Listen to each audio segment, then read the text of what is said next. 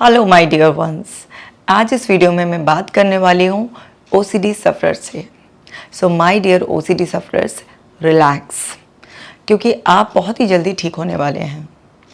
OCD से घबराने की बजाय ओसीडी को समझो और उसे समझकर ही ख़त्म किया जा सकता है। ओसीडी एक ऐसी परेशानी है जिससे आप आसानी से बाहर निकल सकते हैं। बस ज़रूरत ये है कि आपको समझना है कि आप उस परेशानी के चक्रव्यूह में फंसे हुए क्यों हो, और बाहर निकलने का रास्ता जो आपको मिल नहीं रहा है उसकी वजह से आपको ऐसा एक बिलीफ बन गया है कि शायद ये ठीक नहीं हो सकती है, जबकि ये बिलीफ सरासर गलत है। आसानी से ठीक होने वाली प्रॉब्लम है। तो हमें समझना क्या है? हमें समझना है अपने माइंड की नेचर को। क्यों हमारा ही माइंड हमारा दुश्मन बन गया है?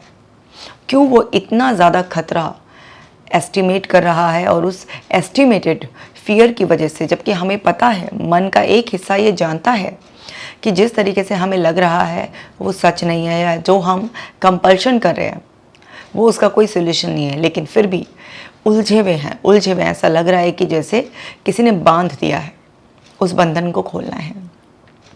आप अच्छी तरीके से जानते ही हैं, क्योंकि आप सफ़र कर रहे हैं, कि ओसीडी में आपके दिमाग में कोई थॉट, कोई इमेज या अंदर से कोई भी फीलिंग ऑटोमेटिकली आ रही है। आप चाह नहीं रहे हैं, ऐसा अपने आप आ रहा है। तो आप अच्छी तरह से जानते हैं कि जो भी चीज़, चाहे वो फीलिंग आ रही है, कोई थॉट आ रहा है, कोई इमेज आ रही है, कोई बॉडी सेंसेशन आपको हो रही है, ये ऑटोमेटिक हो रही है। तो ये ऑटोमेटिक करने वाला कौन है आपके अंदर? ऑटोमेटिक करने वाला आपके मन का एक हिस्सा, जिसको आप अवचेतन मन, सबकॉन्शियस माइंड, जिसके पास आपकी लाइफ के सारे एक्सपीरियंसेस की रिकॉर्डिंग है, सारे रेफरेंसेस की रिकॉर्डिंग उसके पास है।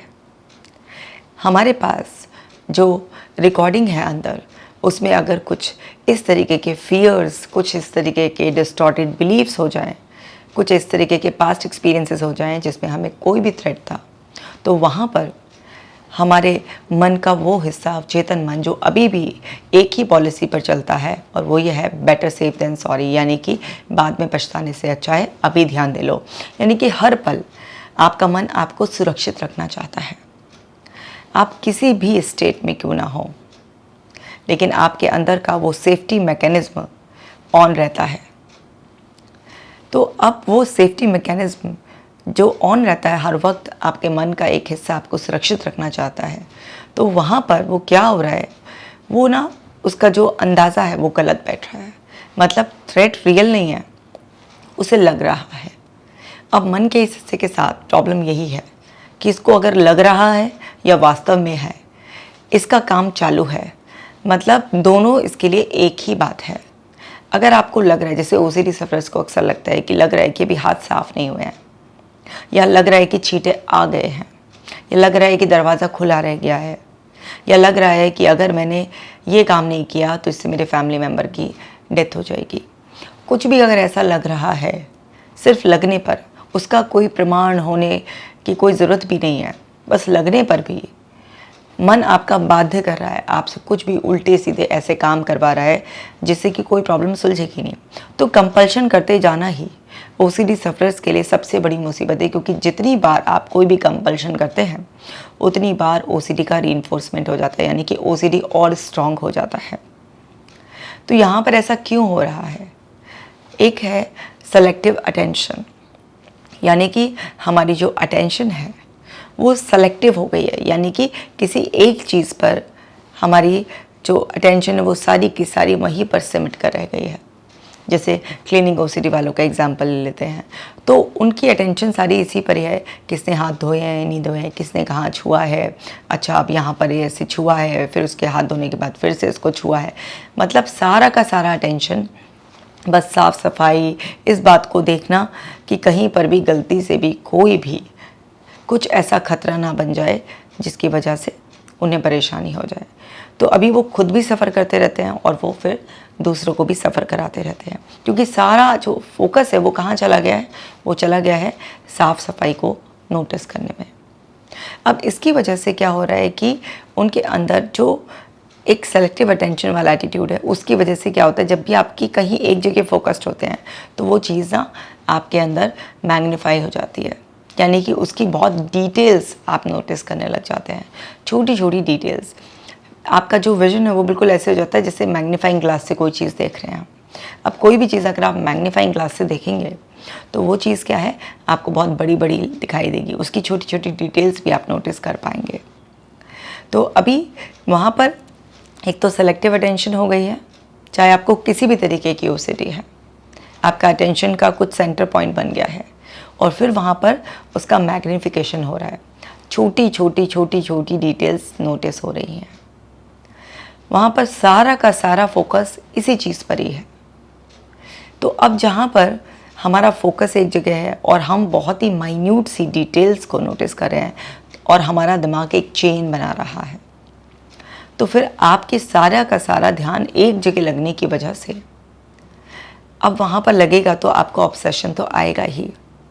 अब वो ऑब्सेशन आ रहा है आपको, फिर उसको न्यूट्रलाइज करने के लिए, क्योंकि क्या कर रहा है सबकॉन्शियस माइंड, इसको थ्रेट की तरह ले रहा है और जहाँ पर भी थ्रेट है तो वहाँ पर फाइट और फ्लाइट मैकेनिज्म ऑन हो जाता है, यानी कि उस सिचुएशन से बचो किसी भी तरीके से या फिर अवॉइड करो। बचो या अवॉइड करो तो एक ही बात है, बचो उस सिचुएशन से या फिर उसका सामना करो, ठीक है। अभी वो सामना कैसे कर रहे हैं, सामना करने का अपना ही एक अलग से सेफ्टी बिहेवियर निकाला है।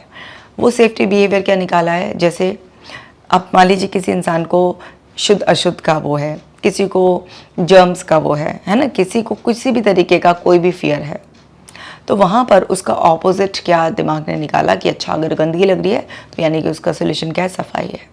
अच्छा अगर लग रहा है कि गैस खुली रह गई है या फिर दरवाज़ा खुला रह गया है तो उसका सोल्यूशन क्या है, चेक करो। वहाँ पर अनसर्टेनिटी मैग्नीफाई हो रही है। अभी हर चीज़ में अनसर्टेनिटी है। आप देखिए, आप सिंपल सा एक रेस्टोरेंट में भी जाएं और कुछ आज नया फूड ट्राई करने की आप सोचें, तो वहाँ पर क्या है, जब आप नया कुछ ऑर्डर करेंगे तो अनसर्टेनिटी तो वहाँ पर भी है कि पता नहीं वो जो डिश आप ऑर्डर कर रहे हैं वो कैसी निकलेगी, टेस्ट कैसा होगा उसका। आप अगर कोई भी नया ब्रांड ट्राई कर रहे हैं, आप जिस भी ब्रांड के कपड़े पहनते थे, आपने सोचा कि चलो कुछ नया ट्राई करते हैं, तो वहाँ पर भी रिस्क है कि कैसे उसकी फैब्रिक की क्वालिटी निकलेगी। तो सब कुछ हर जगह छोटी छोटी सी एक्टिविटीज़ में भी रिस्क है। आप किसी नए रास्ते पर जा रहे हैं जिससे आप फैमिलियर नहीं है, तो वहाँ पर भी कहीं ना कहीं हमें अनसर्टेनिटी, हल्का सा एक भय रहता है हमारे अंदर। तो डर जो है, अनसर्टेनिटी जो है, वो हमारे जीवन का हिस्सा है। लेकिन हमारी सेलेक्टिव अटेंशन हो गई है, हमारा मैग्नीफाइड विजन हो गया है और फिर अनसर्टेनिटी, एक फियर हम सब में बाय डिफ़ॉल्ट अंदर सेट है ही। अब उस सब की वजह से क्या हो रहा है, वो अनसर्टेनिटी हमें ज़्यादा लग रही है, हम उसे टॉलरेट नहीं कर पा रहे हैं, इनटॉलरेंस हो रहा है वहाँ पर उसका, और हमें थ्रेट जो है वो बहुत ज़्यादा लग रहा है। और इस वजह से हमारे अंदर का जो सेफ्टी मैकेनिज्म है वो ऑन रहता है, वो हमारा डिफेंस ऑन रहता है और उसकी वजह से बार बार सबकॉन्शियस माइंड एक ही तरीके की थॉट आपको देता रहता है और उसका पर्पस ये होता है आपको अलर्ट करना। साथ ही साथ सबकॉन्शियस माइंड आपकी बॉडी को एंग्जाइटी ट्रांसफ़र कर देता है किसी भी रूप में। किसी की हार्ट बीट बढ़ा देगा, किसी को ब्रेथलेसनेस हो जाएगी, किसी को स्टमक में कुछ हो जाएगा, हाथों में, सर में, कहीं पर भी किसी भी रूप में एंग्जाइटी का कोई बॉडी को लक्षण दे देगा, क्योंकि बॉडी और माइंड एक दूसरे से क्लोजली लिंक्ड हैं, एक दूसरे से सीधा प्रभाव एक दूसरे पर पड़ता है। मैंने आपको अपनी एक वीडियो में बताया भी था कि जो मन है वो शरीर का ही अदृश्य हिस्सा है, third layer of human body. तो ऐसा भी कह सकते हैं कि हमारा ये जो मन होता है, वो ये जो शरीर है हमारा, ये इस शरीर को हम स्थूल मन भी कह सकते हैं, और जो हमारे अंदर सूक्ष्म शरीर होता है जो कि हमारा मन है, जो थर्ड लेयर है, ये एक ही बात है ना। एक मतलब ऐसा है कि नाम बदल बदल के, जैसे होता है ना हमारा एक नाम होता है, जैसे मेरा नाम कशिका है और सपोज़ करो मेरा घर का नाम एंजल हो, तो इस तरीके से क्या है, वो ये एक ही जन के दो नाम है। तो ऐसे ही शरीर और मन है, आपस में इतने क्लोजली लिंक्ड हैं कि ये कहना मुश्किल है कि कौन सा क्या हिस्सा अलग सेपरेट कर कर हम उसे नहीं देख सकते। आप अपनी बॉडी को देखिए, आपके पैर की उंगली में भी इंटेलिजेंस है। तो ये इतने क्लोजली लिंक्ड हैं कि जब भी मन में इस तरीके का कोई भी खतरे वाले विचार पनपेंगे, जो कि आपका अवचेतन मन देगा, तो वहाँ पर उसका प्रभाव क्या आएगा, उसका प्रभाव शरीर, मन, हर जगह आपको महसूस होगा। तो आप मन में कुछ ऐसा सोच लीजिए, शरीर पर प्रभाव दिख जाएगा। शरीर से कुछ ऐसा काम कर लीजिए, उसका प्रभाव मन पर दिख जाएगा आपको। लेकिन फिर भी घबराने वाली कोई बात होती ही नहीं है। क्यों घबराने वाली बात नहीं होती है? क्योंकि एंग्जाइटी देकर आपको अलर्ट करने का सिर्फ और सिर्फ एक ही पर्पस होता है, वो ये है कि आप अपने आप को बचा लें। एंग्जाइटी का कोई भी लक्षण आपको महसूस क्यों ना हो, आप तब भी सुरक्षित रहेंगे। आप ज़ीरो रिस्क पर है। मतलब एंग्जाइटी का अगर आपको अटैक भी आ गया, पैनिक अटैक भी आ गया, तब भी उसमें कोई भी किसी भी तरीके का सर्वाइवल थ्रेट है ही नहीं। आप उस वक्त भी सुरक्षित रहेंगे। पैनिक अटैक आना भी एक तरीके का डिफेंस है कि जब आप उस सिचुएशन को फेस करते हैं या बार बार रिपीटेडली वो आपके सामने आती है, तो आपको सुरक्षित करने के लिए कुछ समय के लिए आपके सिस्टम को शट डाउन टेम्परेरी कर दिया जाता है।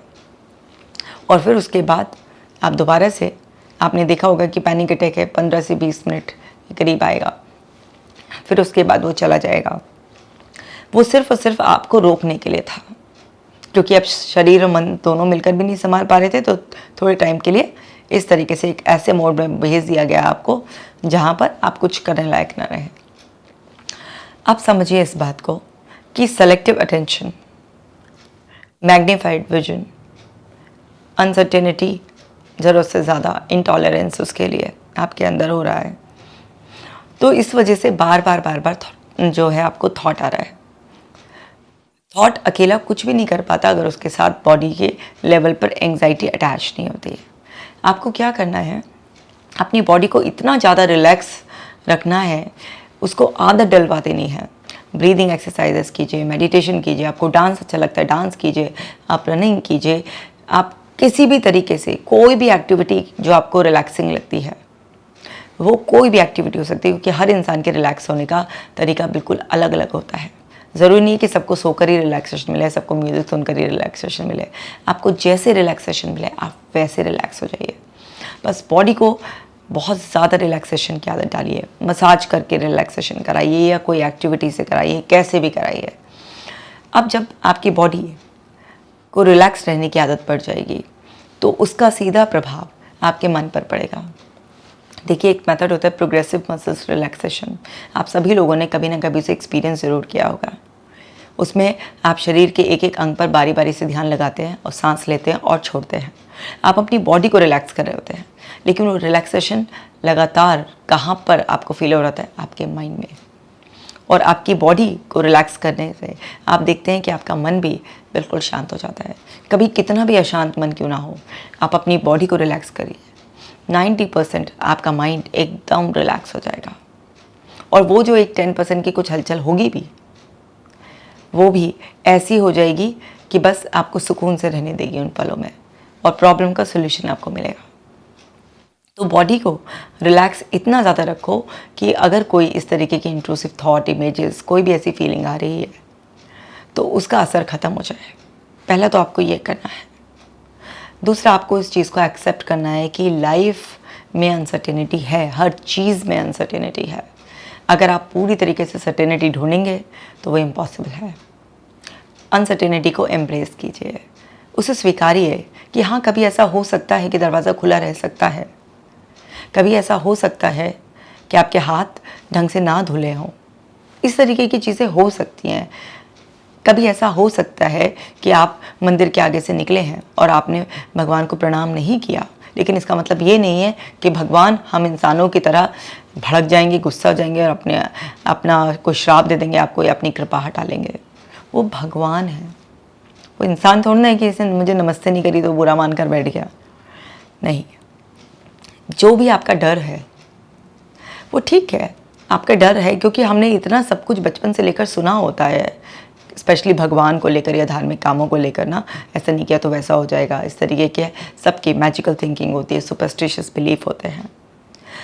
अब वहाँ पर जो सारे डिस्टॉर्टेड पैटर्न्स हैं, अगर आप और डिटेल में जानना चाहते हैं तो कॉग्निटिव डिस्टॉर्शन की सीरीज़ देख लेना, जिससे आपका माइंड आपको और भी ज़्यादा थ्रेट दिखाता है।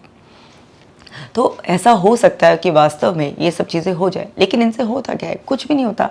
ये सब नॉर्मल पार्ट ऑफ लाइफ है।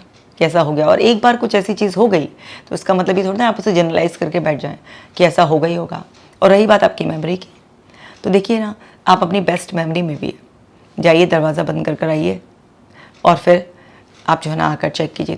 थोड़ा टाइम बाद आपको इस तरीके से लग सकता है कि शायद दरवाज़ा जो है ना अच्छे से बंद नहीं था। एक ख्याल ऐसा आ सकता है, किसी भी नॉर्मल इंसान के मन में ऐसा ख्याल आ जाता है, क्योंकि मेमोरी के लेवल पर कभी डाउट आ जाना ये बड़ी नॉर्मल सी बात है। आप किसी दूसरे से पूछिए जिसको ओसीडी नहीं है, आप उनसे पूछिए कि क्या कभी आपको ऐसा महसूस हुआ है कि आपने गैस बंद करी या दरवाज़ा बंद करा और या गाड़ी का लॉक किया तो आपको ऐसा कभी डाउट आया है कि अरे मैंने बंद कर दिया था या नहीं कर दिया था। तो आप देखेंगे कि उनके मन में भी कभी कभी ऐसा ख्याल आता है, लेकिन क्या है वो उस अनसर्टेनिटी के लिए, मतलब ठीक है अगर रह गया होगा तो खुला रह गया होगा, ऐसे एक नॉर्मल सा कैजुअल सा उनका रिएक्शन होता है, ना कि कैटास्ट्रॉफिक वे में बहुत ही नेगेटिव उसके लिए सोच लेना और नुकसान को बहुत ही ज़्यादा मैग्नीफाइड वे में देखना और उसकी कैलकुलेशन स्टार्ट कर देना।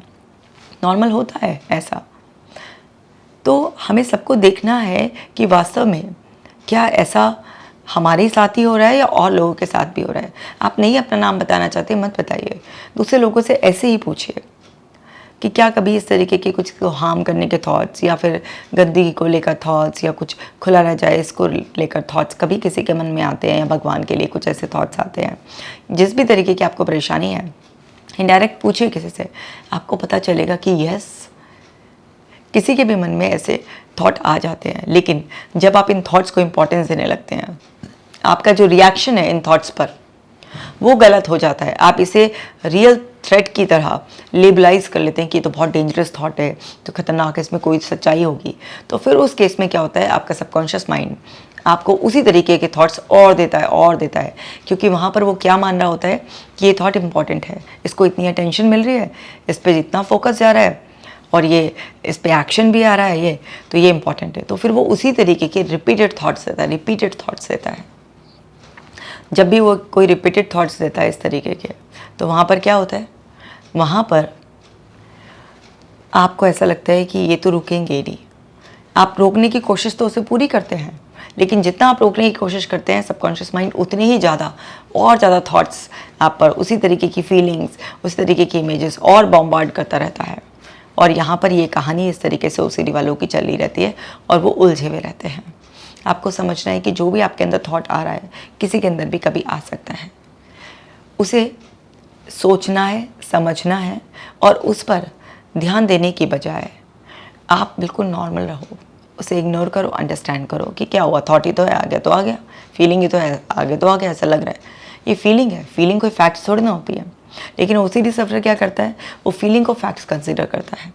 हमें फैक्ट्स चेक करने होते हैं। बैक ऑफ माइंड जो हमें पता है, ओसीडी सफरर्स कहते हैं मैम पता है, मन का एक हिस्सा कहता है कि हाँ ये बात ऐसे नहीं ऐसे मुझे पता है, लेकिन फिर भी कंट्रोल नहीं होता। वो जो कंट्रोल है वो कैसे आएगा, जब तक आप कंपल्शन करते रहेंगे तब तक तो बिल्कुल नहीं आएगा। कंपल्शन आपको बंद करना है और कुछ बिहेवियरल एक्सपेरिमेंट करके देखने हैं। जब तक आप कोई नए एक्सपेरिमेंट नहीं करोगे तो आपको कैसे पता चलेगा। तो आप कुछ एक्सपेरिमेंट कर देखिए कि अगर आज मैंने हाथ नहीं धोए तो मैं देखती हूँ कि आज क्या होता है। आज मैंने नहीं चेक किया जाकर दरवाज़ा, तो आज देखते हैं कि क्या होता है, कि क्या वास्तव में खुला था या नहीं। खुला होगा तो कोई और भी बता देगा ना, या हाथ गंदे होंगे तो कोई स्मेल आ जाएगी, कोई दिखाई दे जाएगा, ऐसा होता है। और हाँ ठीक है, और अगर रह भी गए गंदे तो क्या हो गया, रह जाते हैं। मुझे खुद ही याद पड़ रहा है कि ऐसा कभी कभार हो जाता है कि हम धोते हैं हाथ, है ना, और कई बार ऐसा होता है कि जल्दबाजी में हमने हाथ धोए, कुछ हल्का सा लगा रह गया, तो कौन सी आफत आ गई है, दोबारा धो लेंगे जब देखेंगे वास्तव में कुछ लगा हुआ है। तो गंदगी अगर कहीं पर वास्तव में ऐसी होगी तो वो तो आपको दिख जाएगी, स्मेल आ जाएगी, कहीं साबुन लगा रह गया है तो चिपचिपाहट आपको पता चल जाएगी। अब लेकिन वो गंदगी जो आपको आंखों से दिख नहीं रही है, नाक से आपको पता नहीं चल रहा है कि यहाँ पर कुछ ऐसे स्मेल है, वाकई कुछ ऐसा गंदा है या कुछ ऐसे, सिर्फ एहसास के लिए कि मुझे लग रहा है। तो आप अगर 20 बार भी हाथ धोगे ना, कितना भी साबुन से रगड़ रगड़ कर धोगे, और फिर भी आपको लेबोरेटरी में ले जाकर देखा जाएगा तो वहाँ पर आपके यहाँ पर हाथों पर जर्म्स कहीं ना कहीं दिख ही जाएंगे। कुछ ना कुछ ऐसा होगा ही जो इनविजिबल, जो इन आँखों से बियॉन्ड होता है, जिसे स्पेशल इक्विपमेंट से देखा जा सकता है। तो आप कभी भी पूरी तरीके से अपने आप को ऐसे प्रोटेक्ट नहीं कर सकते हैं, लेकिन हमारी बॉडी, हमारी स्किन, ये सब इतना ज़्यादा डिज़ाइन की गई है इस तरीके से नेचर के द्वारा कि अगर बाहर कुछ ऐसा हो भी तो उससे हमारे को कोई ऐसा फ़र्क नहीं पड़ता है। अब यहाँ पर फीलिंग किसी भी तरीके की हो, आपका डर OCD का किसी भी तरीके का हो, आप समझिए कि ये फेक है या रियल है, इसको टेस्ट तो करना ही पड़ेगा ना। अगर आप सैम्पल टेस्टिंग नहीं करेंगे तो आपको कैसे पता चलेगा कि कोई क्या है, कैसा है। आप देखिए सिंपल सा, कहीं पर भी कोई नया प्रोडक्ट खरीदने जाते हैं तो क्या है, वहाँ पर आजकल एक ट्रेंड है कि सैम्पल टेस्ट कराते हैं। तभी सैम्पल टेस्टिंग से ही तो आपको पता चलता है ना कि यस, ये जैसा बताया जा रहा है वैसा है या नहीं है। जैसे फीमेल्स हैं, मान लीजिए कोई नया लिप शेड लेने जाना है तो वहाँ पर टेस्टर्स होते हैं, टेस्ट करके कि मैम अप्लाई करके देखिए, आपको अच्छा लगता है तो लीजिए, नहीं तो नहीं। तो वो लेने से पहले हम क्या करते हैं, एक एक्सपेरिमेंट करते हैं। इसी तरीके से सपोज़ कीजिए आप किसी बेकरी शॉप पर गए, उन्होंने कोई नया कोई स्नैक लॉन्च किया है तो वहाँ पर वो टेस्ट कराते हैं अपने कस्टमर्स को, क्या भी टेस्ट करके देखिए ये नया आइटम हमने इंक्लूड किया है, आपको कैसा लगा। तो जिनको टेस्ट अच्छा लगता है भाई टेस्ट करेंगे तो भी तो पता चलेगा अच्छा है नहीं अच्छा है, क्या है, लेना है नहीं लेना है। तो बिहेवियरल एक्सपेरिमेंट बहुत इंपॉर्टेंट है। तो ऐसे ही OCD में बिहेवियरल एक्सपेरिमेंट करने हैं, क्योंकि आप जो पुराना बिहेवियर जो कंपल्शन है वो करते जाएंगे और नया कुछ एक्सपेरिमेंट करेंगे नहीं तो OCD से कैसे बाहर आएंगे। तो एक्सपेरिमेंट कीजिए, जिस भी तरीके की, जिस भी थीम की आपको OCD है, एक्सपेरिमेंट कीजिए कि अगर मैं ऐसा करके देखूँ तो फिर इसके रिजल्ट्स क्या होंगे। जैसे एक लड़के को दूसरे लोगों को हार्म करने के थॉट्स आते थे, उसके मन में ऐसे थॉट आते थे कि वो जब भी लोगों के आसपास है, किसी का गला दबा रहा है, किसी का मुंह नोच रहा है, इस तरीके से किसी को धक्का दे रहा है, इस तरीके के थॉट्स आते थे। तो मैंने उसको बोला कि बिहेवियरल एक्सपेरिमेंट करो, कि जाओ डेलिबरेटली लोगों के बीच में जाओ और उस टाइम पर सोच और ज़्यादा सोचो लोगों का हार्म करने के, और देखो कि क्या होता है। अब उसने बिहेवियरल एक्सपेरिमेंट करा, जब लोगों के बीच में जाके उसने कहा मैडम कुछ भी नहीं होता, मैं तो पूरे सेल्फ कंट्रोल में था, कि मैंने खूब सोचा उस टाइम पर, कुछ तो थॉट्स आते ही हैं मेरे मन में लेकिन मैंने और सोचा, कुछ भी नहीं हुआ। तो बिहेवियरल एक्सपेरिमेंट करा तो उसको अंडरस्टैंडिंग डेवलप हुई। उस टाइम पर उसको जो एंग्जाइटी हो रही थी, मैंने उसको बताया कि किस तरीके से एंग्जाइटी को मैनेज करना है, ब्रीदिंग का पैटर्न क्या होना चाहिए। तो वहाँ पर वो एंग्जाइटी मैनेज हुई। कह रहा मैंने भर भर कर खूब सोचा लेकिन तभी भी किसी को कोई हार्म नहीं हुआ, कुछ भी नहीं हुआ, बिल्कुल सेफ रहा। मैं आधा घंटा टिका उस सिचुएशन में, कुछ भी नहीं हुआ। तो बिहेवियरल एक्सपेरिमेंट करने के बाद उसे समझ में आ गया कि ये फॉल्स अलार्म है और उसने उसे फोकस देना बंद कर दिया और OCD से बाहर। तो किसी भी तरीके की OCD हो, किसी भी तरीके का कुछ भी थीम हो, आपको बिहेवियरल एक्सपेरिमेंट करने पड़ेंगे। और बिहेवियरल एक्सपेरिमेंट कर कर तब आप अपने माइंड को नए एक्सपीरियंसेस देंगे, अंदर सेफ्टी बढ़ेगी, फिर उस तरीके के इंट्रूसिव थॉट्स, फीलिंग्स सब कम होती चली जाएंगी और धीरे धीरे आप अपनी OCD से बाहर आ जाएंगे। So my dear OCD sufferers, just relax, क्योंकि आप भी बहुत जल्दी अब OCD को हरा कर जीतने वाले हैं और आप एक नॉर्मल लाइफ बहुत आराम से जी सकते हैं। OCD पर आप लोगों की मदद करने के लिए मैंने तमाम वीडियोस बनाए हैं और ऐसे ही बनाती रहूँगी।